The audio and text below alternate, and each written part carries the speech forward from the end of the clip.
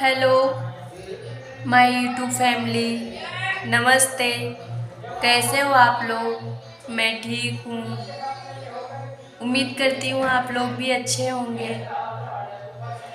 मैं यूट्यूब में तो आई हूँ काम करने के लिए, लेकिन यूट्यूब के बारे में मुझे यूट्यूब का ये तक भी नहीं पता है। पर विश्वास होता है ना, विश्वास, मैं विश्वास पे आई हूँ।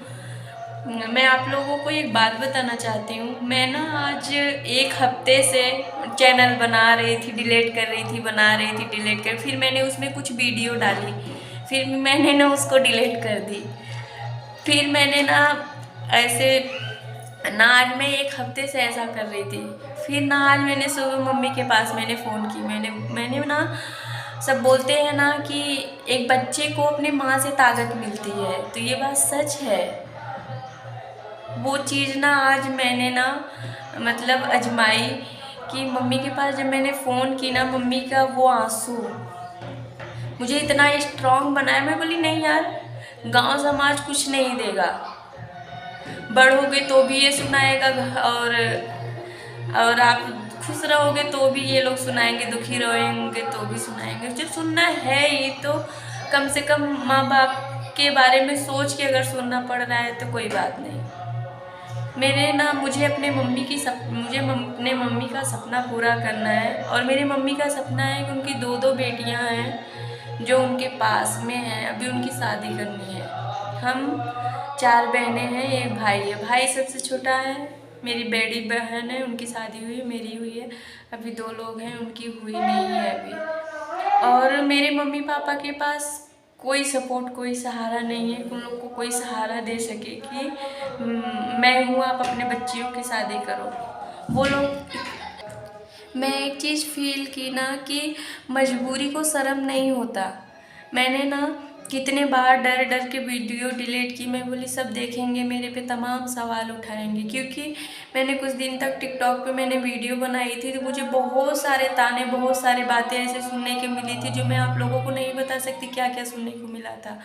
जब मैंने ना यूट्यूब के आने के लिए सोचा, यूट्यूब में काम करने के लिए सोचा, तो मुझे पुरानी बातें सब याद आने लगी। लेकिन नहीं, मुझे अपनी माँ के, अपने बहनों के लिए कुछ करना है। अगर आज मैं ना अपने आप को दबा के सबके हिसाब से रखूँगी ना, तो कम से कम एक नहीं, चार चार जिंदगियाँ बर्बाद होंगी, और जो कि मैं नहीं चाहती।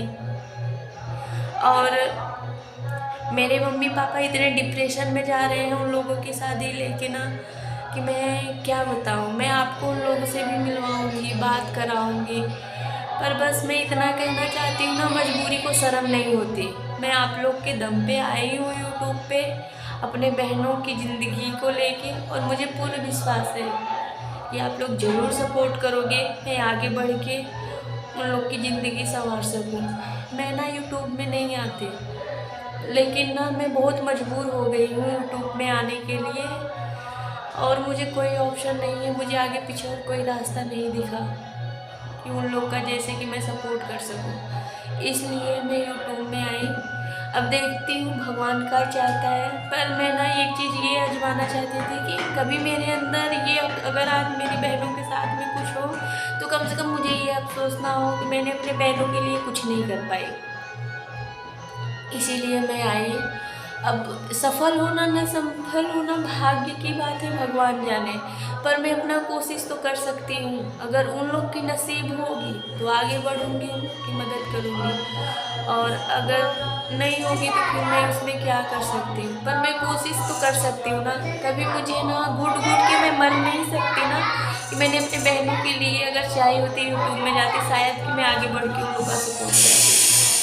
इसलिए आए, लेकिन मुझे पूरा उम्मीद है, विश्वास है कि आप लोग ज़रूर मेरा साथ दोगे और मैं आगे बढ़ूँगी। जो मेरे दिल में सब ख्वाहिश है ना, जो मेरे घर में हुआ, मेरे शादी में नहीं हुआ, जो मेरी ख्वाहिश है, मैं अपने बहनों की पूरा करूँ। मेरे से छोटी मेरी दो बहन हैं, एक का नाम अन्नू है, एक का नाम तन्नू है, और मैं आपको सबसे मिलवाऊँगी धीरे धीरे। अब मैं ना वीडियो बनाना शुरू करी हूँ, तो मैं आपको अपनी लाइफ रूटीन भी दिखाऊंगी। लेकिन ना मैं ये बोलती हूँ कि क्या बेटी होना गुनाह है?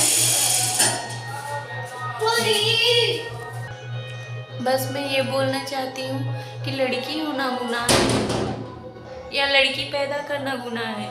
अगर मान लो अगर किसी को कोई भगवान ने किसी को 4 लड़की या 5 लड़की दे दिए तो उसमें उसकी क्या गलती है? उसकी कुछ गलती है? नहीं है ना। तो लोग उससे इतना नफरत क्यों करते हैं? लड़की होने के बाद उसको उसका साथ लोग क्यों छोड़ देते हैं? समय तो बदलता है ना, समय कभी किसी का टिकता नहीं, सबका समय बदलता है। आज उनके पास लड़कियां हैं, सब लोग ना उनको छोड़ दिए हैं। मैं बोल रही हूँ कि नहीं, वो लोग बहुत अच्छे घर जाएंगे। बस मेरी ये ख्वाहिश है कि किसी मतलब बहुत बड़े घर नहीं, पर लड़कियां कभी कुंवारी नहीं रहती, कभी ना किसी का साथ तो उनको मिलेगा ना। लेकिन कम से कम चलो अच्छा है, लोग अपना पहचान तो दे देते हैं, क्योंकि जब आज वो लोग भी पार होएंगे ना तो कोई झूठा हमदर्दी तो नहीं दिखा सकता कि मैं आपका हूँ। मेरे मम्मी पापा को सब लोग क्या बोलते हैं कि आपसे रिश्ता रखेंगे तब जब आप अपनी लड़कियों की शादी कर दोगे तब। अरे उनकी लड़कियाँ आपको क्या ले रही हैं? आप इसलिए दूर हो ना कि अगर आप रिश्ता रखोगे शायद कि वो लोग कुछ मांग ले। आपको पता है, मैं आप लोगों से ये कहना चाहती हूँ कि गरीबी ना और मजबूरी दोनों को शर्म नहीं होती। वो चीज़ मैंने पहले तो नहीं समझती थी, लेकिन अब समझ में आ रही है। पर बस मैं इतना हाथ जोड़ के रिक्वेस्ट करूँगी भगवान से, हे प्रभु जिसको लड़की दो ना उसको इतना धन दो, इतना धन दो, इतना धन दो ना कि वो अपने बच्चियों का हर ख्वाहिश पूरा कर सके, हर ख्वाहिश पूरा कर सके। अगर आप धन नहीं दोगे ना, उसके साथ रहने वाले लोग, उसके खुद की फैमिली खुद को भगवान मानते हैं। क्यों क्यों प्रभु? जिसको लड़की देते हो तो उसको इतना मजबूर क्यों कर देते हो आप कि वो इंसान को भगवान मानने लगता है? क्यों? लड़की होना पाप है। हे प्रभु, बस मैं आपसे यही प्रार्थना करूंगी कि जिसको बेटी दो ना उसको इतना सारा धन दो, इतना सारा धन दो कि एक बाप और एक माँ इतनी अपना ने जान के भूखे ना बने, अपने जान के भूखे ना बने। बस मैं यही रिक्वेस्ट करूंगी। पर मैं यूट्यूब में आई हूँ, मुझे पूरा विश्वास है, भरोसा है कि आप लोग मेरा साथ दोगे कि मैं ना 4 जिंदगी बचा सकती हूँ, अगर आप लोग मुझे सपोर्ट करोगे तब। और विश्वास है।